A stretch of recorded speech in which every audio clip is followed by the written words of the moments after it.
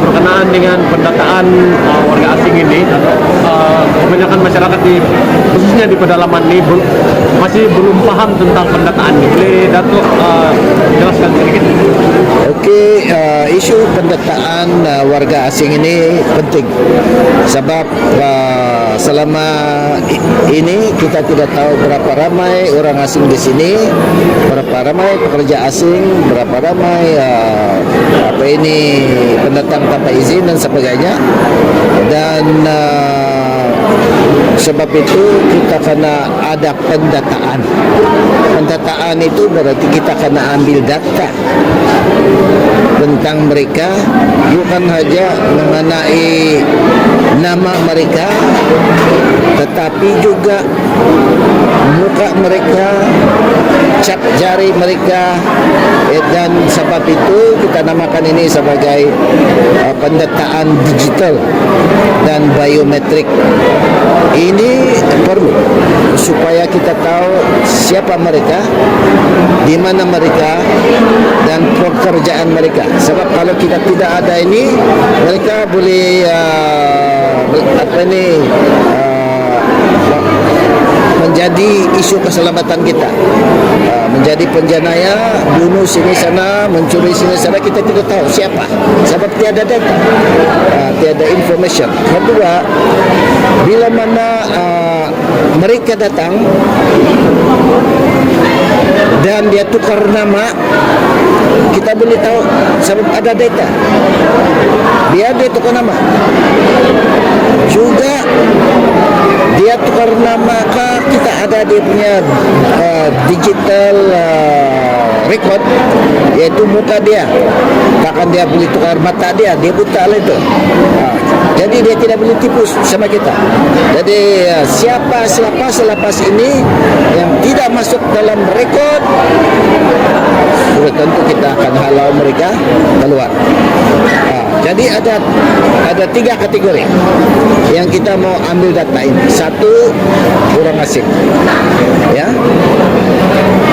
orang asing yang ada di Sabah, sama ada dia pemegang dokumen, pekerja atau pelancong.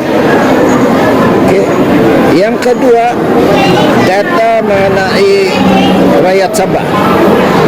Kita perlu juga ada pendataan untuk rakyat Sabah supaya kita boleh tahu siapa yang betul-betul rakyat Sabah. Dan bila kita ada data ini, kita boleh lihat, bandingkan data orang asing dengan Sabah. Kadang-kadang ada pelapisan, berarti ini yang kita mau fokus untuk selesai siapa mereka, orang asing ke orang Sabah. Dan yang ketiga itu adalah orang Malaysia di Sabah. Rakyat Malaysia di Sabah, tetapi bukan orang yang Sabah, bukan orang asing. Ini juga kita perlu. Jadi ini juga kita akan buat pendataan supaya nanti kita boleh bezakan siapa bukan rakyat Malaysia, siapa rakyat Malaysia tapi bukan rakyat Sabah, dan siapa rakyat Sabah saja. Karena kita mempunyai undang-undang, kita mempunyai hak dalam perlembagaan khas untuk rakyat Sabah. Okey, termasuk isu immigration dan isu tanah dan sebagainya. Maka itu kita perlu satu hari nanti keluarkan IC Sabah Digital, mulai daripada digital. Ini tiada hal sebab kita akan buat ini secara administratif, dan ini adalah penting bagi kita semua. Jadi inilah isu pendataan. Ramai yang mengatakan apa bezanya dengan PSS. Banyak beza. Pertama, PSS dulu tiba-tiba dia orang cadang, tiba-tiba dia mau keluar. Tidak ada penglibatan pemegang taruh. Ya, berarti main tapuk-tapuk. Kita tidak. Yang kedua, PSS dulu cadangan daripada Kuala Lumpur disokong oleh kerajaan warisan dulu. Berarti dia akan sokong apa saja KL buat.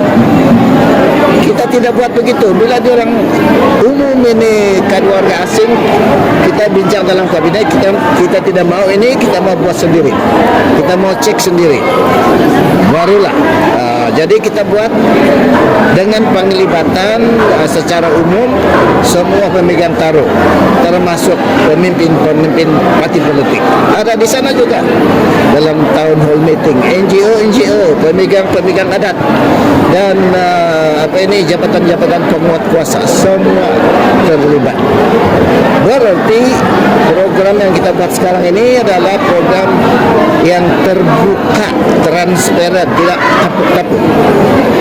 Sebab kalau dulu cadangan dari KL kita tidak berapa yakin sebab dia orang yang menimbulkan masalah datang asing di Sabah ini.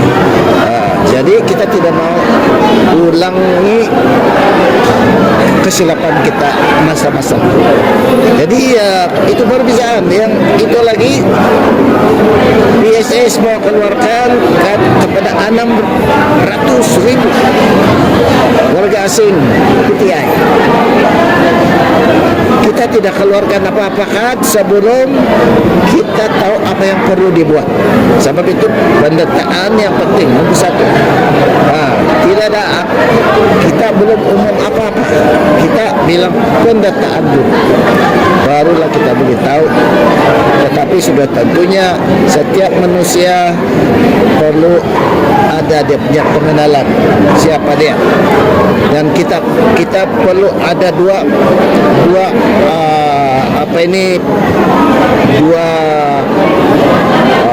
pengenalan saja. Satu untuk warga negara, satu bukan untuk warga negara. Berarti yang bukan warga negara tidak ada hak warga negara.